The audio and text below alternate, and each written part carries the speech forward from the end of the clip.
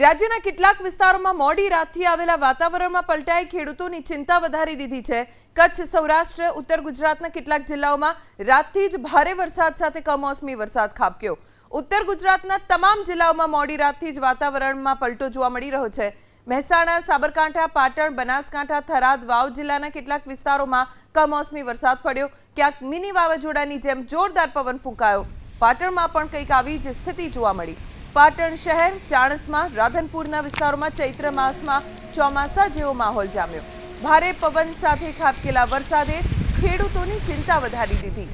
બનાસકાંઠાના દાંતીવાડા, અમીરગઢ, વડગામ, દાંતા, અંબાજીમાં પણ પાક કાપણી સમયે માવઠું વરસતા ધરતીપુત્રો ચિંતામાં મુકાયા। ઉત્તર ગુજરાતના તમામ જિલ્લાઓમાં મોડી રાતથી જ વાતાવરણમાં પલટો જોવા મળી રહ્યો છે। મહેસાણા, સાબરકાંઠા, પાટણ, બનાસકાંઠા, થરાદ, વાવ જિલ્લાના કેટલાક વિસ્તારોમાં કમોસમી વરસાદ પડ્યો। ક્યાંક મિની વાવાઝોડાની જેમ જોરદાર પવન ફૂંકાયો। પાટણમાં પણ કંઈક આવી જ સ્થિતિ જોવા મળી।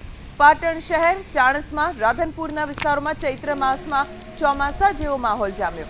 ભારે પવન સાથે ખાબકેલા વરસાદે ખેડૂતોની ચિંતા વધારી દીધી। બનાસકાંઠાના દાંતીવાડા, અમીરગઢ, વડગામ, દાંતા, અંબાજીમાં પણ પાક કાપણી સમયે માવઠું વરસતા ધરતીપુત્રો ચિંતામાં મુકાયા।